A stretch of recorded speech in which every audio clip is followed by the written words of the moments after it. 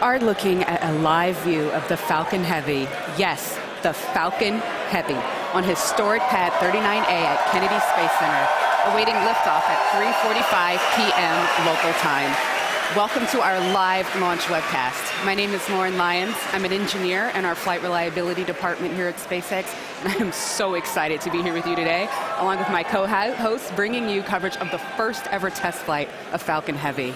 At liftoff, Falcon Heavy is going to be the world's most powerful operational rocket by a factor of 2. And today is the day that we attempt to demonstrate that power. And because it is a test flight, there is no satellite customer on board the vehicle today, but the fairing is not empty. We do have some very interesting payloads going up on this flight that we'll talk about later on in the webcast.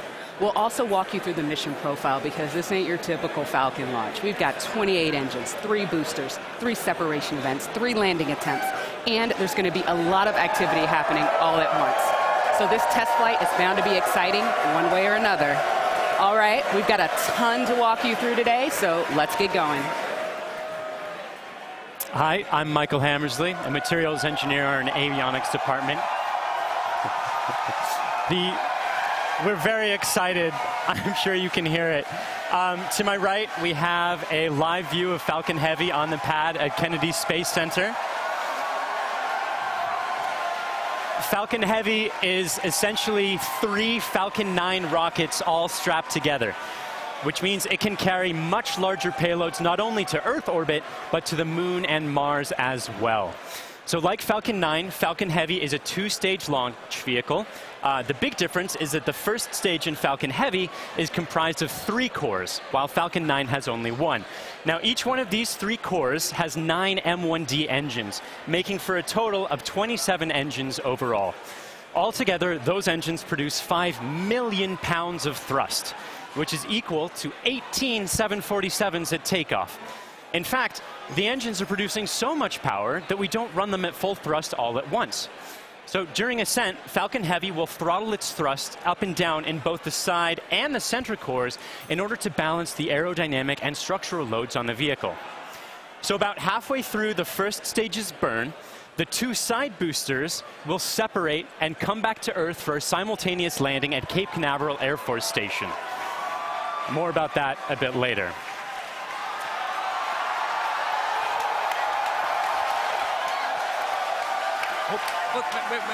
Wait. At that point, the mission proceeds very much like a standard Falcon 9 flight. The center core will keep on firing for another minute to burn all of its fuel, and it will perform a standard stage separation from the second stage on top. This second stage, with the fairing right at the very top there, the second stage is exactly the same as any other Falcon 9 flight, except we've loaded a bit more helium onto it this time.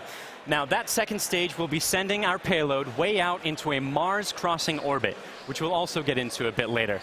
But all in all, with a successful launch, Falcon Heavy is going to be the largest and most powerful operational rocket in the world.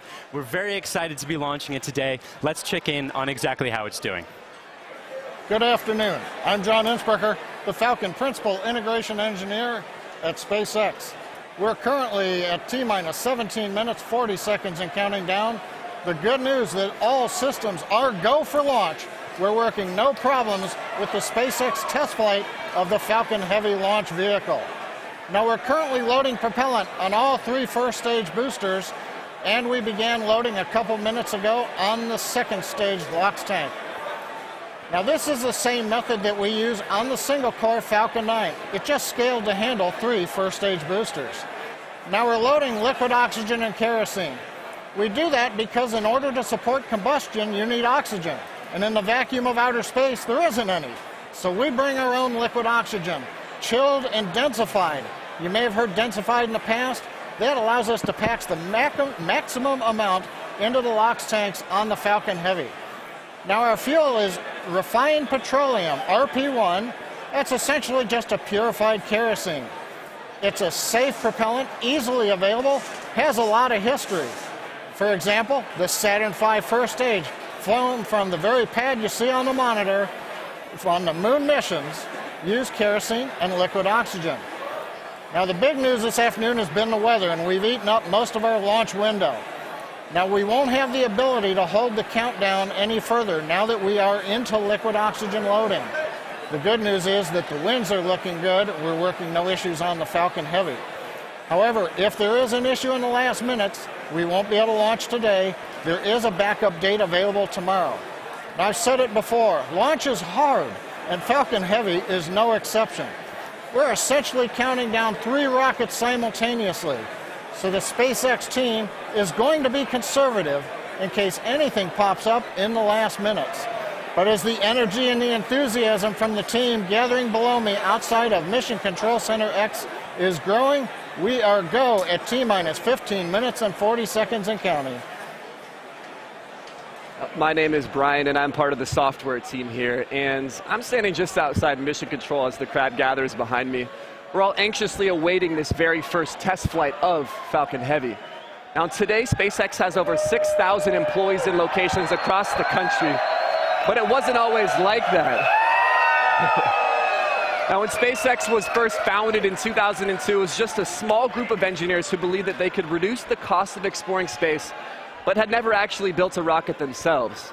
Now, Falcon 1 was the first rocket we developed, and it was pretty small relative to Falcon 9 and Falcon Heavy. While the Falcon Heavy on the right of your screen is over 230 feet tall, Falcon 1 stood only about 70 feet tall and could only carry about ½ a ton to orbit. However, despite its small size, Falcon 1 served a very large purpose. It was our roadmap to using modern technologies to engineer a vehicle that was not just more reliable, but was less expensive than alternatives. Now, we had 3 test flights of the Falcon 1 before we found success. But on that 4th Falcon 1 flight, it became the first privately developed liquid-fueled rocket to reach Earth orbit. Now, fast forward to today, and SpaceX has had 49 successful rocket launches. We have recovered 21 first stages, and we have reflown 6 of those. We have had 14 Dragon launches and have successfully reused the spacecraft as well. Now, our next step on this journey is just minutes from now, when we'll attempt the first test flight of our heavy lift launch vehicle. Now, there have been many challenges along this long road, and it has not been easy. But no matter what happens today, it has all been worth it. Now, one of the many challenges we're hoping to overcome with this test flight is the recovery of all 3 cores of the Falcon Heavy first stage. Although we have demonstrated success with the recovery of a single core, 3 is on a whole nother level. So let's check in with Michael to get an overview of what that story may look like. At SpaceX, our primary goal is to enable people to live on other planets, most notably Mars. But it's hard to do this without dramatically lowering the cost of access to space. And the best way to accomplish that is to reuse as much of the rocket as possible. So we've been successful at landing and reusing Falcon 9 rockets for over 2 years now. And Falcon Heavy aims to continue this trend of reusability. So today, we'll be attempting to recover all 3 of the first stage cores by using both of our landing methods, by land and by sea. So the side boosters have actually been used before on missions TICOM 8 and CRS 9. And at the time of booster separation, during ascent, the side cores will still be going slowly enough to turn around. So it makes sense to return them to Cape. They'll be executing a 3-burn maneuver to get them back to landing zones 1 and 2 and Cape Canaveral Air Force Station. You may have heard of landing zone 1. Landing zone 2 is an identical landing pad right next to it for Falcon Heavy landings. The center core will be going too fast to efficiently return it to Cape Canaveral Air Force Station. So we're going to use the autonomous spaceport drone ship to catch it about 300 miles off the Florida coast. It will also be executing 3 burns to get there. So if all goes well after launch, we'll have 3 first stage cores back on Earth, 2 for the second time, and a wealth of data for perfecting airplane-like operation in the future. So countdown is still proceeding nominally. So let's check in again on how Falcon Heavy is doing. We just passed T-minus 12 minutes in the countdown of the test flight of Falcon Heavy. Fuel is completely loaded on the second stage. The first stage is also loaded with fuel, except for a small top-off that'll happen between T-minus 7 minutes and T-minus 6 minutes. Our major activity now is loading liquid oxygen on the boosters and the second stage. Liquid oxygen propellant loading on the first stages will end between T-minus 4 minutes and T-minus 3 minutes. Liquid oxygen loading on the second stage is the last one to finish, ending by T-minus 2 minutes. Now, in addition to loading propellant, the team is preparing to perform their final checks of the Merlin engines. will begin chill-in of the Merlin engine turbopumps with liquid oxygen as typical at T-minus 7 minutes like we do on Falcon 9 flights. We'll also be verifying valves and using the thrust vector control actuators to move the engines to verify the actuators are working correctly. As we get to T-minus 4 minutes, the clamp on the top of the strung back will open. You can see it just behind the Falcon Heavy. That entire structure will move about 1.5 degrees away from the rocket. At liftoff, it will move the rest of the way to clear Falcon Heavy, just like Falcon 9 flights. At the T-minus 1 minute mark, the flight computers will go into startup mode. They'll be controlling the countdown on the Falcon Heavy. What's different in this flight? Engine ignition will begin at T-minus 5 seconds on the 2 side boosters, followed 2 seconds later by the center core. Now we're continuing to watch the weather, making sure that the ground liftoff winds don't exceed the maximum, but they're looking good right now. We continue monitoring the upper altitude winds as reported by the balloons. But right now at T-minus 10 minutes and 10 seconds and counting, the Falcon Heavy test flight is go. Because the first flight of Falcon Heavy is a test mission, we do not have a customer spacecraft on board today. Instead, we put something a little special with SpaceX inside the fairing. Now, more often than not, on the first flight of a new rocket, engineers will choose to fly a mass simulator, which is basically a heavy object of some sort to simulate the dynamics of flying a payload, but with little consequence if the mission doesn't work out exactly as planned. And as many of you already know, we have opted to have a little fun with our mass simulator. Stacked inside the fairing is Elon's cherry red Tesla Roadster, and inside of it, a passenger. His name is Starman, but don't worry, he's not human. But he is donning the SpaceX-designed spacesuit that our human astronauts will be wearing on Crew Dragon. And if all goes well today, we hope to get some live views of it as it makes its way into space. Now, in addition to the Roadster, you might also catch a glimpse of a smaller passenger, which is a tiny little Hot Wheel Roadster carrying a tiny little Starman, which is a little Easter egg for today's mission, so keep your eyes peeled for that. But those are not the only payloads we're flying today. Secured inside the Roadster is another really special passenger called an ARC. An ARC is a 5D laser optical quartz storage device, which is essentially a high-tech, high-data storage unit that can survive in the harsh environment of space. It's built by the ARC Mission Foundation, which is an organization whose purpose is to store libraries of human knowledge and data on these devices and send them off into space with interplanetary travelers, thus preserving human achievements well beyond Earth. On the ARC that's being launched today, the Foundation has stored Isaac Asimov's classic sci-fi series, The Foundation Trilogy, which was the original inspiration for the ARC mission. And given that making humanity a multiplanetary species is the core purpose of SpaceX, launching an ARC on this mission just seemed fitting. And last but certainly not least, a little something special for our hardworking SpaceX team. Mounted on the payload attach fitting, which is the structure that holds the Roadster onto the second stage, there's a plaque on which the names of over 6,000 of our SpaceX employees are engraved. The work that goes into designing, building, testing, and launching a vehicle of this sort is no small feat. And we are super excited to be a part of the Roadster's billion-year journey through the solar system. Now, as Lauren just mentioned, if all goes well today, Falcon Heavy will put the Roadster on board into an Earth-Mars orbit around the sun on a journey that could last for 1 billion years. Now, on a universal scale, this means that the Roadster will be tracing the shape of an ellipse with the sun at one of its fixed points, or one of its foci. Now, we call this heliocentric because it is sun-centered. The outermost distance on that same ellipse will intersect the path that Mars takes while it is on its own journey around the sun. That's quite far away. That will reach a maximum distance from Earth of over 400 million kilometers. In Earth terms, that's about the same as a trip around the equator 10,000 times. Now, during its journey, the Roadster will also reach a maximum velocity of nearly 40,000 kilometers per hour, or about 20 times faster than a speeding bullet. Now, as we said, it should stay up in orbit around the sun for about 1 billion years, and it's a very long, exciting road ahead, and we are thrilled to be able to take the first steps on that journey just 5 minutes from now.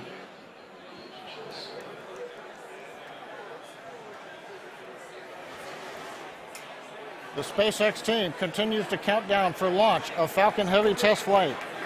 Now, once we light the engines, Falcon Heavy will check the power on all 27 Merlin engines, a critical period in the go, no-go for launch. It'll then command release from the ground hold downs. 40 seconds into flight, we'll decrease power on the two side boosters in preparation for maximum aerodynamic loads on the vehicle. Once we get through this period, Falcon Heavy will throttle back up to full power on the side boosters. About half a minute later, we will again throttle down the two side boosters. This time we're decreasing the forces on the rocket structure.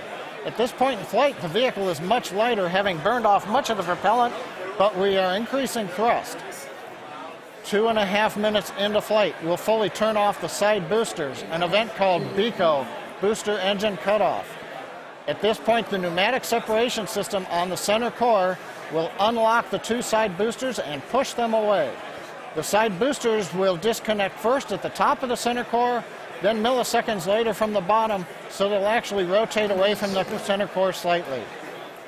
Once the side boosters are clear, the center core will throttle up to full power and burn for another 25 seconds. Finally, at just past 3 minutes after liftoff, the center core will shut down, an event called MECO, Main Engine Cutoff, and the second stage will separate. From this point on, it's like a Falcon 9 mission. The fairing will separate, the MVAC-D upper stage engine fires, eventually sending the stage and payload out into the solar system to orbit around the sun.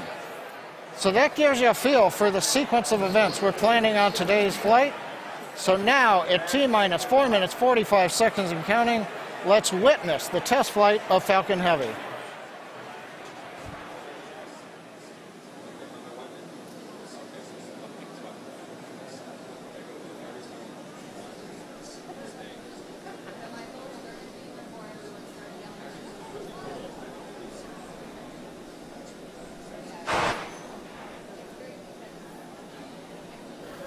MVAC and A1D fuel bleed is started.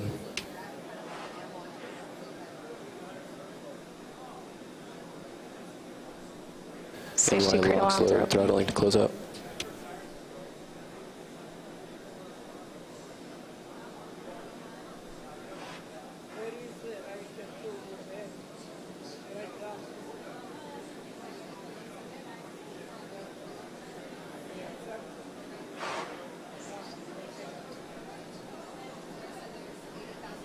NY lock sled complete.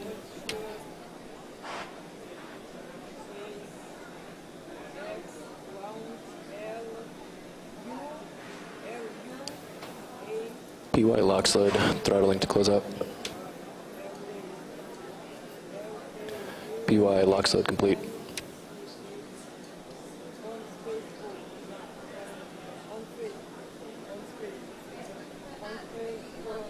Stage 2 TVC motion's nominal.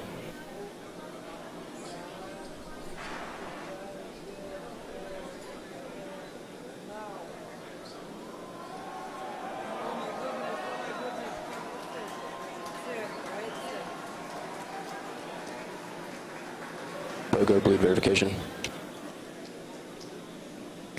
Center core lock sled complete. Turn-back lower has ended. Turn-backs at 88.2 degrees.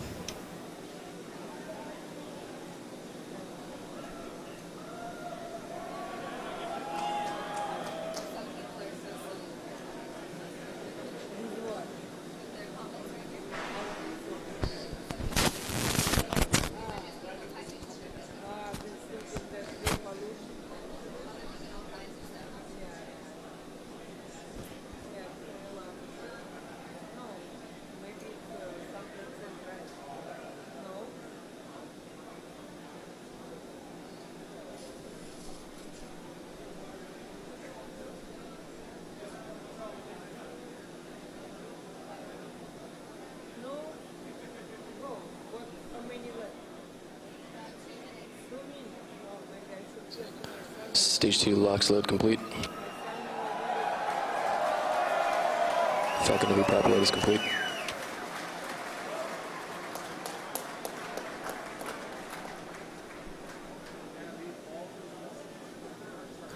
Falcon Heavy is on internal power.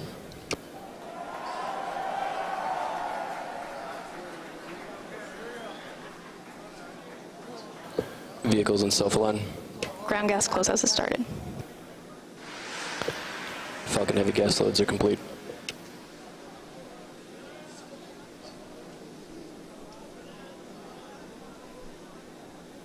M1D fuel bleed complete.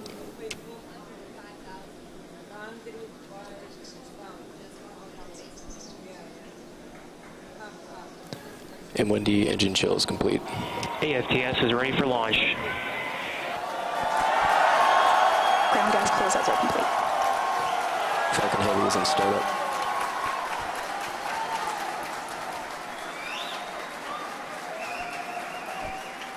Stage 2 pressing for flight.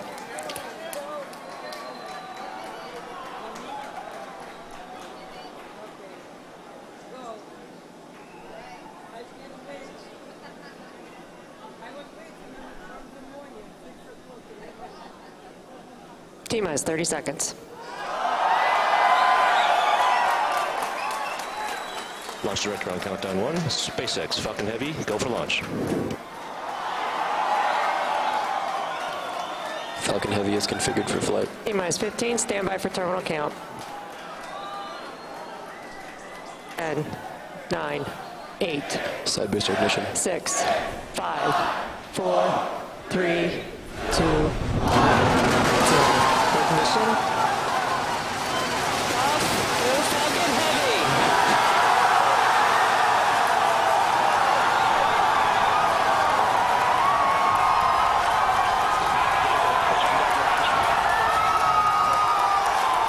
Stage 1 propulsion is nominal.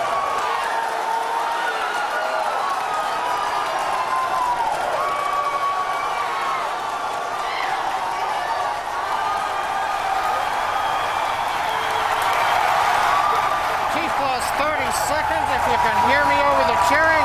Falcon Heavy heading to space on our test flight. Building on the history of Saturn V Apollo, returning pad 39A to interplanetary mission. We're getting ready to throttle down for max Q.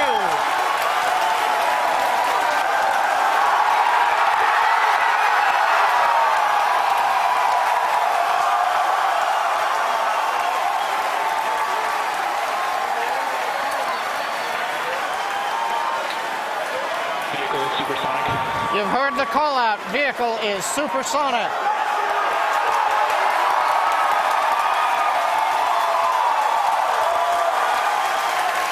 Side boosters are now throttling back up to full Vehicle has power. reached maximum dynamic pressure. We're past max Q, the period of maximum loads on the vehicle. Next up, we'll be waiting for the side boosters to begin to throttle down prior to booster engine cutoff and separation 2.5 minutes into flight.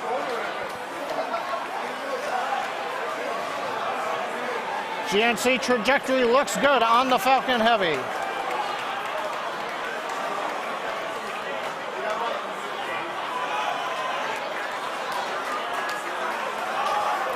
Reports show that the M1D engine performance is nominal.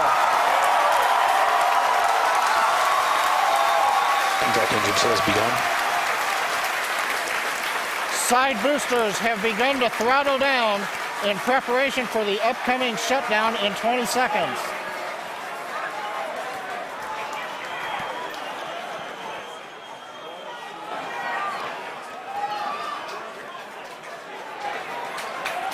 Major event coming up with side booster shutdown and separation. Inside shutdown. Side boosters. Beacon. Center. We're throttling up. S1 keeps going.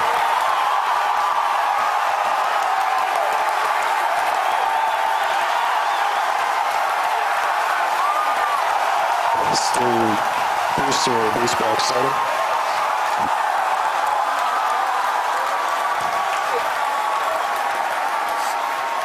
Successful separation. We're coming up on MECO and shutdown. Stay set. Separation confirmed. Event recognition. This big burn looks good on side boosters. Background startup.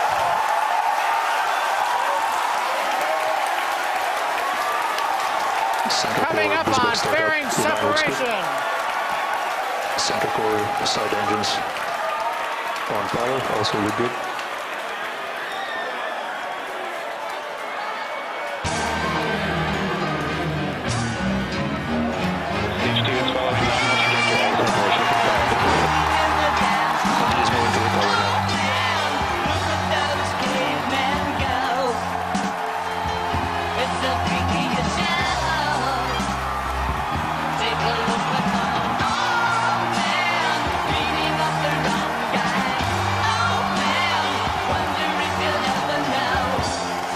booster boost back shutdown.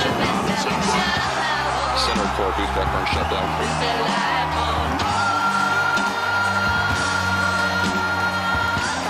Can you get acquisition of signal?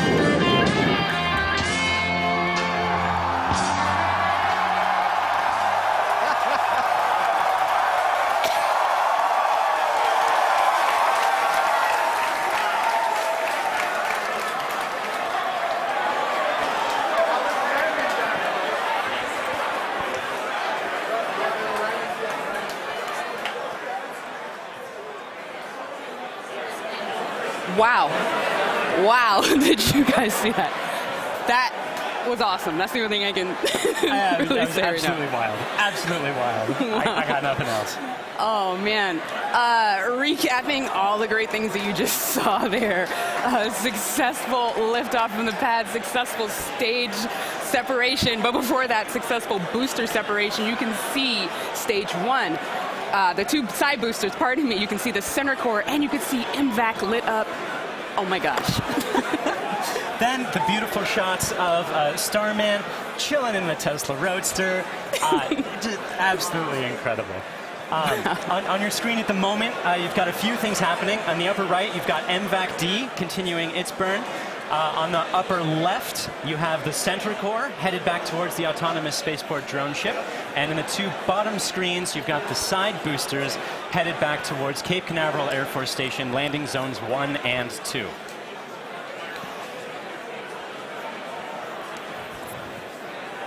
The next step coming up for the side boosters and the center booster is the re-entry burn. That's going to slow it down from, or slow all the boosters down from way faster than the speed of sound to just faster than the speed of sound in order to reduce some of those aerodynamic forces and heating that occurs when you're moving that quickly through the atmosphere.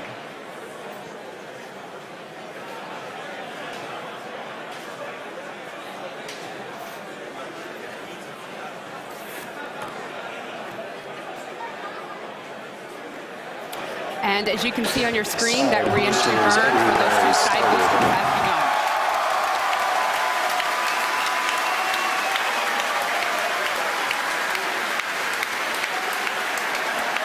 Side boosters entry burn shut down. Side core entry burn target.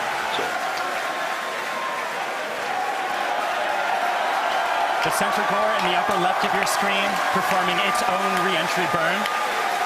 You can see the edge of Cape Canaveral in both of the side booster cameras as those are coming in. Yes, PY and NY side boosters have saved. Center core entry burn shutdown. And even though those look very similar, those two boosters' views, those are actually representing different boosters. And they're heading towards Earth. They're about to begin their landing burns. We'll hopefully be able to bring you nice footage of that. Both side boosters transonic. And watch for the landing lights deploy at the tail end of that landing burn.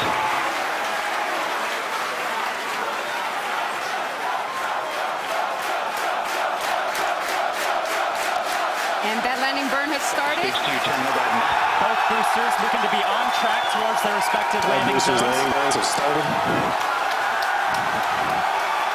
Side boosters landing legs are deployed.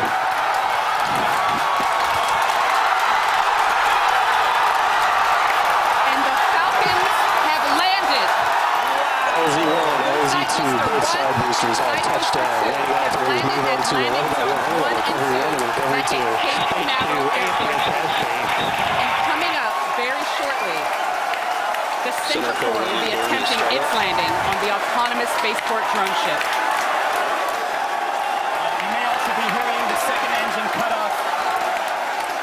Check on your screen. Sometimes this footage goes out when it approaches the drone ship and the heavy vibrations make it lose signal. We're crossing our fingers that's not the case right now. Stage 2, nominal parking orbit insertion. So it looks like that landing is happening at the moment. We have lost signal. We're hoping that signal comes back shortly.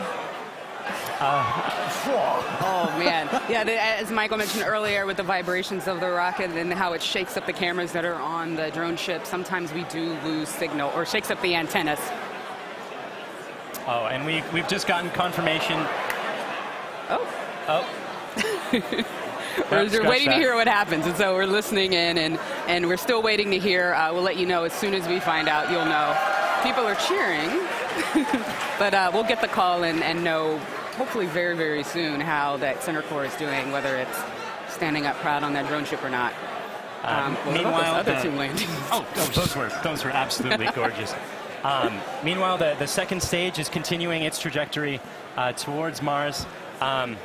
It's all looking good there. John Ike, come give us a recap of the full mission. He stands. Well, if you could hear all that cheering, it was an outstanding test flight of the Falcon Heavy.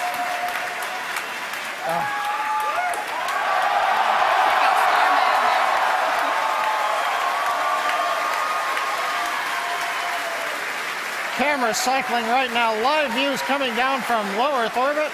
The second stage successfully got there, and it got there as the culmination of a great Falcon Heavy test flight.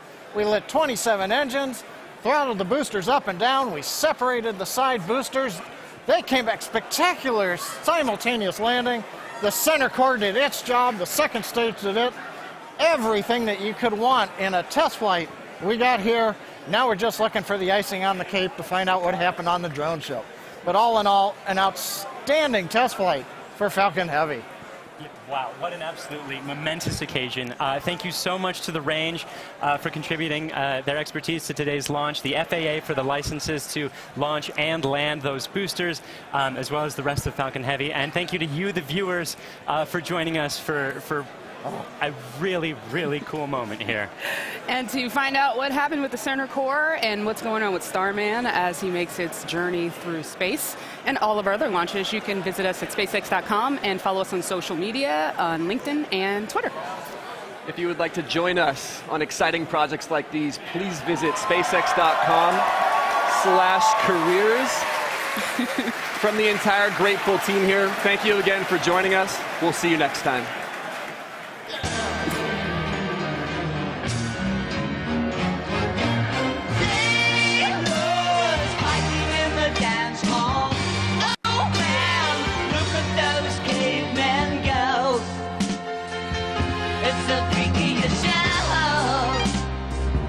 Take a look at the old man beating up the wrong guy.